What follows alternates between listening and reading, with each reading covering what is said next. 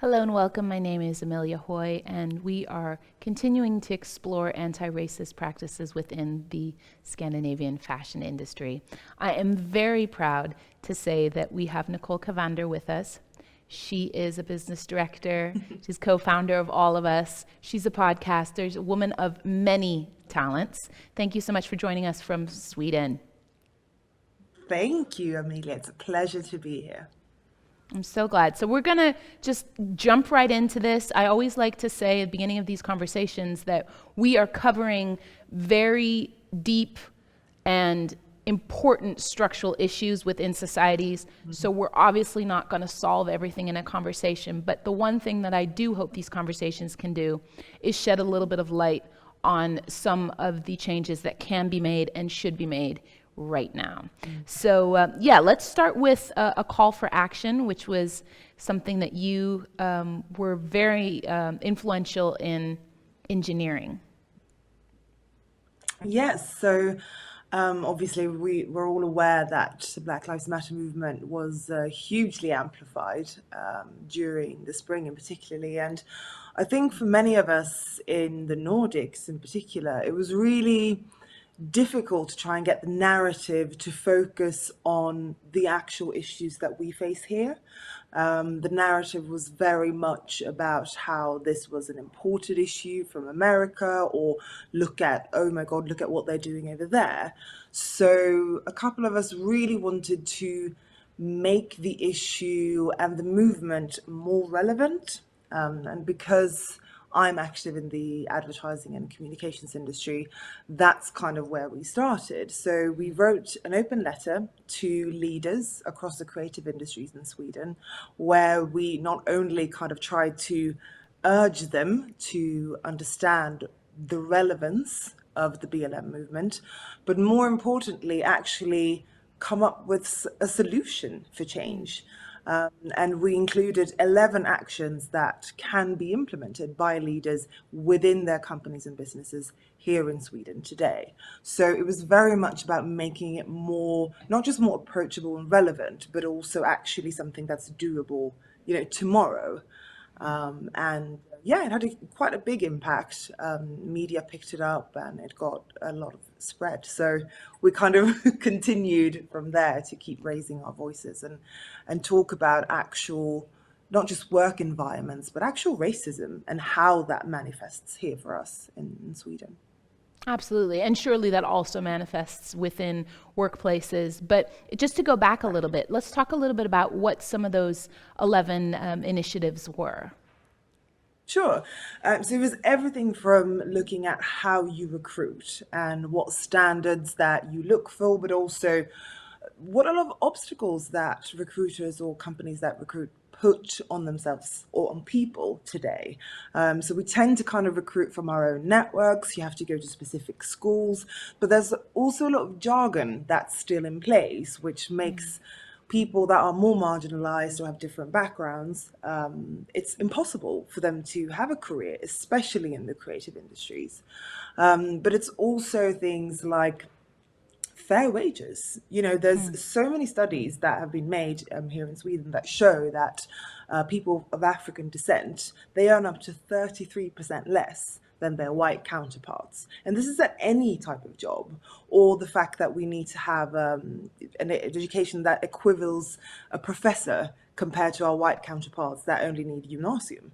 So it's a huge difference. And it was about raising these kind of issues and inequalities, but also showing what can be done. You have to work with diversity and inclusion all the time. You need to have policies in place that are not just law, but you have to work with them continuously. So it's everything from kind of recruitment to pay fair wages to look at giving opportunities in a different way. So put more, especially Black, but people of color on management positions.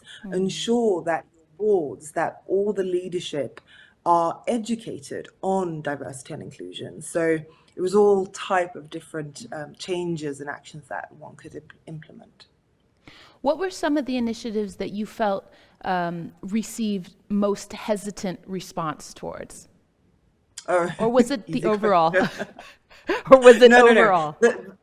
The one thing that really saw a surge in America, for example, was numbers. So in America and in the UK, companies track differently. There are different legislations, and there's just a different way of transparency when it comes to numbers. That's very frowned upon in Sweden. So we're very, unsure whether that's okay. And you talk about, but that's actually profiling if we have percentages or if we track our employees. So that's a misconception, because you can track all types of attributes of a company and your employees as long as it's completely anonymous. So that was the biggest, because one of the points was you need to start tracking, because otherwise we won't know progress. Unless you tell us where you are today, how can you track your improvement? So that's immediately companies and journalists were saying like, well, that's illegal. And so we had to kind of step back and start educating and being like, no, that's actually, there's a way to do it, but it has to be anonymous. It's just like any type of statistic. So that was definitely the biggest one that people were really afraid of dealing with. Yeah, that's interesting. It's obviously also something that's very relevant here in the Danish media and fashion industry as well. But going back to the very inspirational work that you put into this charter, this call for action, how did you actually put it together? How did you agree on these 11 points and implement them into a letter that was so concise? Well, partially was that we saw a similar kind of call for action in the States. So we were directly inspired by this type of by delivering the message in this way, by using an open letter and having anyone who identifies as Black sign the letter. So not a petition for anyone, but an actual, it's more personal that way, I feel.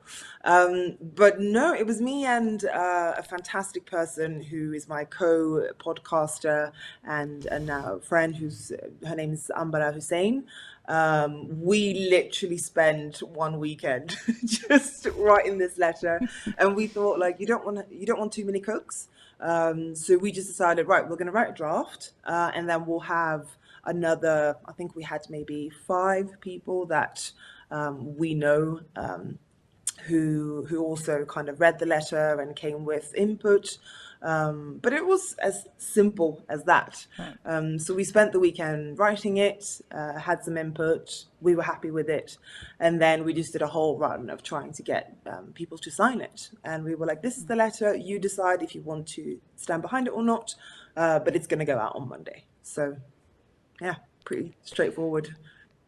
And very, very inspiring. And I know I mentioned you in last season's talks because we have been in conversation about similar actions and a product that has now developed itself into what will be a Scandinavian fashion directory. So, you have so much knowledge on these things. One thing that I note is that when we're talking about action and activism, people often are really surprised of how much can get done over a I weekend know. when you have 2 very passionate Black women in one room together. Black Lives Matter, and we could go on and on.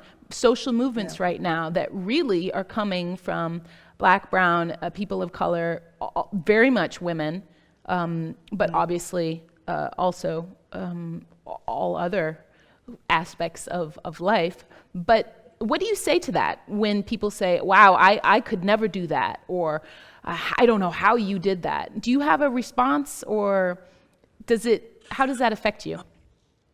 I think because I'm a very spontaneous person. I tend to do first and think later. And it wasn't up until the evening before where we were getting ready to send out the press release and everything, and they were like, "Oh, so journalists can contact you, right?" And I was like, "Oh, yes, I think." So sometimes I think I wouldn't call. Yes, in many ways, I am quite fearless, but we're all afraid, and we all, we're not sure, and many people didn't even they were afraid to sign because they knew that they would get repercussions. They couldn't risk their careers or their jobs by having their name on a letter like that. So I think for someone who wants to do it, it's kind of, be prepared, but also, you won't know if you don't do something or if you don't try. Not everything will have a huge effect immediately or whatever, but sometimes it's just the small things and the small steps. And, someone else inspired me, and hopefully I can inspire someone else who will inspire. I think the ripple effect is so important, and the fact that we can all do something. It doesn't have to always be a huge, demonstration. All these, we put so much pressure on ourselves, but many small voices together can make a huge impact. I think last year really proved that. But I really do respect people that are afraid of the consequences. And I think if all of us spoke up, it would be such a strong voice. But the reality is that we all can't. That is still the reality, because so many, especially Black people, are so lonely. They're so alone in their workplace. It's so common to be the only one. Right. And the fact, knowing that you go to work and people are like already looking at you, I completely respect the fact that that's a challenge. But every small thing makes a difference. I truly believe that. Yeah. So do that small thing. Yeah. I truly believe that as well. And, when we start talking about people who have that bravery in themselves, who feel, all right, enough is enough, who have had enough of status quo, I think a lot of it also comes from the frustration. Yeah, How do we absolutely. organize that talent? Yeah, how do we organize that talent and those people to agree, let's go this way? Because obviously we're not one homogenous group, which is something that comes up a lot when we talk about minorities in Scandinavia. It's like, oh, let's put everyone in the other box. We've spoken Yeah. about this before, and I've spoken about it with other people. So how do we organize talent effectively? It's a really, really good question. And like you said, it's not, we're not one homogenous group, and we're all people with different ideas and struggles and directions that we want to go in. I think it's key to kind of, I wouldn't say to find necessarily like-minded people, but people that do challenge things, because you need friction for things to move forward. And I do like to compare. We actually talked about this in our podcast this week. Oh, good. But how do you mobilize? We talked about that, and I think there's you in one sense you need different groups that have the same vision, but who kind of attack the problem in different ways. So if you look at the civil rights movement in the 60s, you had different kind of camps with different rhetorics and different ways of trying to make things better in America for Black people. And, my thesis is that Malcolm X was needed because when he was considered way too extreme, that made people listen to Martin Luther King. He was less extreme in their eyes, and that allowed for more people to actually listen to him, going, okay, well, he's lesser. And I think it's the same way now, because, a couple of years ago, I was considered extreme, especially when the Me Too movement was really amplified. What I was advocating and talking about diversity and inclusion was considered extreme. And today it's not, because so many more people are talking about it. So in one sense, I think the different camps are needed, because it's different ways of attacking it, and really it's like being attacked by mosquitoes. You can't ignore it. If it's one group, you can kind of find a way of diminishing it or silencing them. But when it's multiple ways and multiple levels within society and different professions and all these things, you can't ignore the problem anymore. Right. So on one hand, I think it's good that there's so many of us doing it. On the other hand, we also saw in the civil rights movement that when they all kind of got together, that amazing moment where it was Malcolm X, it was Muhammad Ali, it was different actors, all of them went together, and the sportsmen refused to be in the Olympics. That's when things really started to happen. So my hope for 2021 is that we will mobilize more, especially cross country. And that's also why we're having this conversation, because Yes. we have the similar, not just similar kind of culture and traditions within the Nordic countries, but it's very much similar when you look at different power structures and how things are set up, both business-wise, but also in society. And I think will be a stronger voice by lifting this issue together, because it is in many ways unique in the Nordics. When you talk about minorities, we really are minorities, whereas in the UK, for example, where I lived for a long time, yes, you're a minority, but the numbers are Right. so much bigger. Right. It's more difficult to ignore. The same in America. Absolutely. Yeah. Absolutely. 40 million African American Black people in America. It's a different type of momentum that can be created, which is why I'm so happy and I'm so grateful that we're able to work together. I'm sitting here going, yes, yes, yes, I agree, because Yeah. there's no, but I also like what you're talking about as to attacking these structures from different angles with different methods. Mm-hmm. And I do think we need to tackle it like coronavirus. It's not enough to wear a mask. You also need to wash your hands. You also need to social distancing. You also need the vaccine. You also need to do Yeah. this and that and the next. So you've got all of these measures working towards one common goal, each with their own effects, each with their own methods.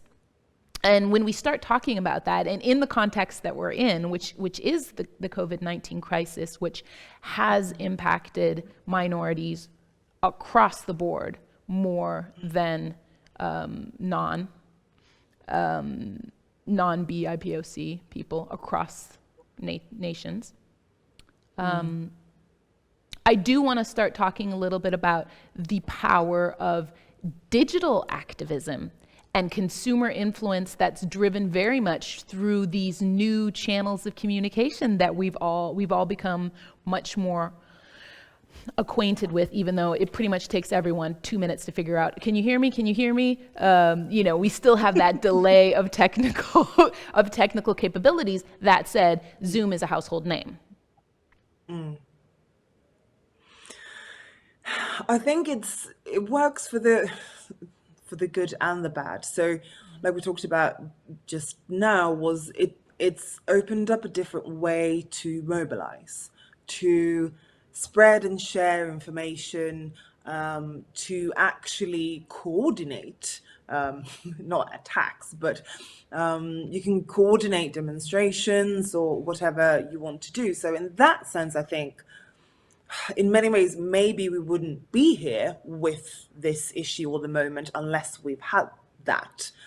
Because media or traditional media can't filter the same way that they used to be able to.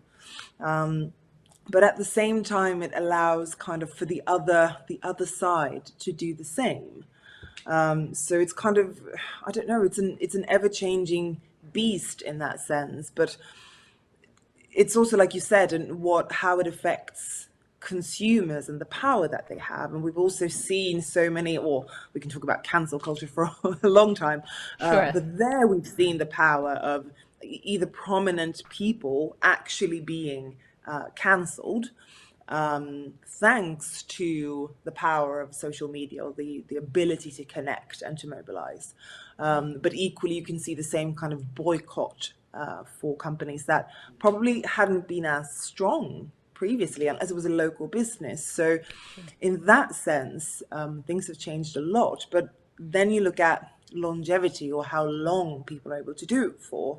And that's kind of the issue with cancel culture, all these things, is that, well, how are we doing it properly? Are we actually canceling someone forever? Or is it just for the purpose of having a mob, being passionate about something 1 minute and then they move on to the next thing?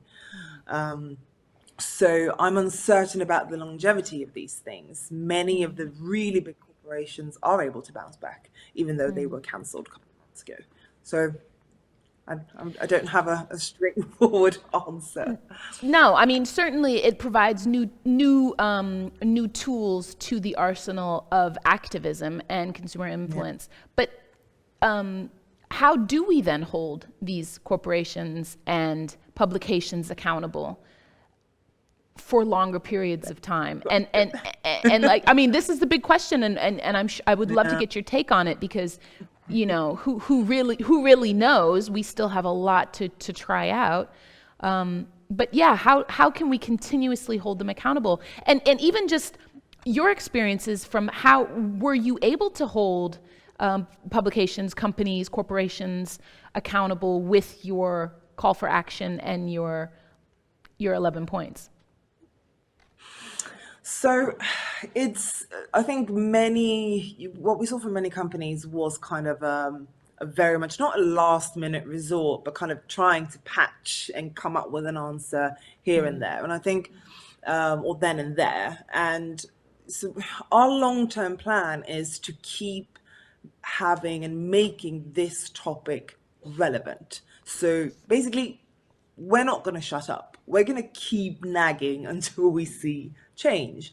And obviously, one way to do it is for all of us with platforms and any kind of network and any kind of power is to do exactly what we're doing here. We're having this talk in a very important forum. So that's, I think, kind of the key strategy is to keep the topic alive, Yeah. but also push some really key players when it comes to companies, which is something that I'm working on to make this change. Because if you see these huge corporations or role models do it, it's going to make everyone else feel stupid for not doing it. So I think it's all about making kind of the big players make that change.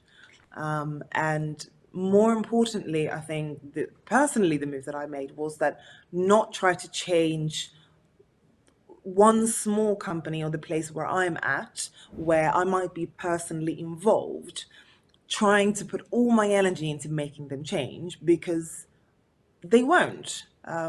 Many of them are trying to please you right then and there and maybe come up with, oh, here's a little policy and here's this, but it's not actually any structural change. But if we can make the structural change up here from big players, that's when I think everyone else is going to follow.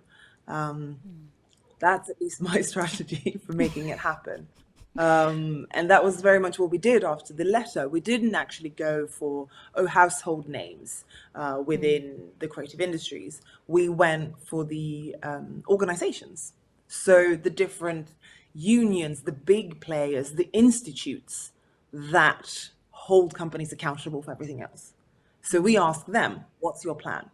Have you changed your policy? Will you hold the industry that you represent accountable? Yeah. Yeah, I mean, so much of what we're talking about, so much of these conversations that I'm having with you and other extremely inspirational people like yourself is the importance and the necessity to have a network. One of the things I really wanted to talk about now, and I think that you also touched on, was the importance of creating these pan-Scandinavian alliances, because we're really strategically power in numbers. And that said, another side of these conversations is, the fatigue that eventually starts to consume us. When we ask ourselves within the community, what can I be doing more? And the answer is keep doing what you're doing, keep going. It's so much of a marathon. So I think I wanna end this very inspirational conversation with something a bit uplifting and ask you, what keeps you going? What keeps you motivated to continue your work? I'm sure it's not always easy or in an investment. It could be, but sometimes it's probably also free labor, hard labor, and labor that spends and takes a lot of your time and energy. So what keeps you going?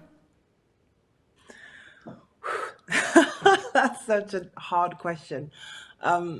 On one hand, it's very much that I realized a few years ago that this is kind of my purpose. So when it's like, oh, I found the perfect job and blah, blah, blah.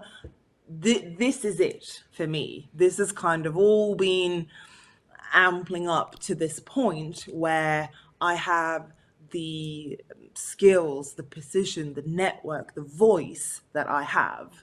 And it kind of, I just realized that this is it. This is what I'm supposed to be doing. This is where I'm supposed to channel all that energy and passion and my voice.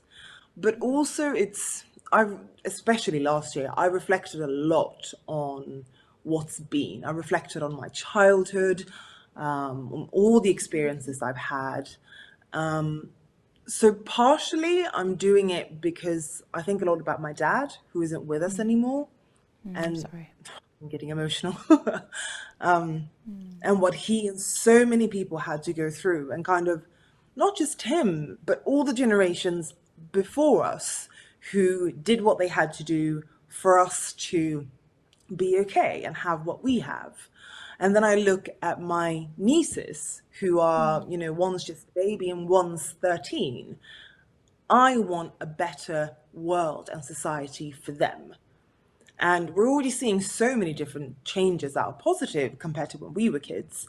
But that's kind of my ambition. I feel like I have to do whatever I can for them to have it better than we did and than our parents did and all these things. So in the end, I'm so calm in the knowing that I'm working towards something that's better for everyone. It's different than having a career goal or you want to make money and all these things. This is, I don't know, there's something in my core where it's like, this is what we have to do. And I don't care if it takes my whole lifetime and then someone else's lifetime. Because I think that we deserve it. We deserve to be equal. That's I don't know if that's a good answer. I wish I had more of a. It was everything. It was everything. Your answer was everything. I thank you so much for your work, for your energy, and for all of the talks and conversations that we've had and that we will have because we're still building. Yeah. I appreciate it so much in creating these conversations that are hopefully big enough to get someone's attention and to drive that passion and that hard work and dedication you have towards long-lasting structural change within the fashion industry. Thank you so much, Nicole. Thank you.